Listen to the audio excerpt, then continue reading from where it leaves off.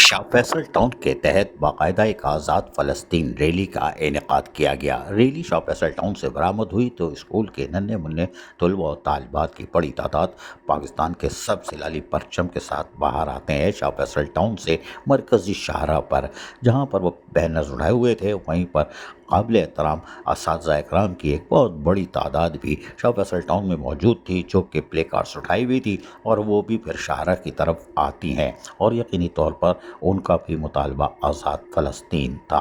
اس موقع پر جہاں قابل احترام اساتذہ، خواتین اساتذہ کی بڑی تعداد تھی، وہیں چیئرمین شاہ فیصل ٹاؤن گور خٹک، وائس چیئرمین طارق محمود بنگش کے ساتھ ساتھ پاکستان تحریک انصاف کے سابق اراکین قومی صوبائی اسمبلی اور عالمگیر یہ سب موجود تھے۔ وہیں پر ٹاؤن کے افسران کے ساتھ ساتھ اسسٹنٹ کمشنر شاہ فیصل کالونی نعمت اللہ چاچڑ بھی موجود تھے۔ طلباء و طالبات اور اس کے ساتھ ساتھ قابل احترام اساتذہ واک کرتے ہوئے ریلی کے شرکا شاہراہ پر شدید نعرے بازی کرتے رہے اور پلے کارڈز اٹھا کر آگاہی فراہم کر رہے تھے۔ یہاں سے گزرنے والے لوگوں کو بھی آگاہی فراہم کر رہے تھے آزاد فلسطین کے حوالے سے۔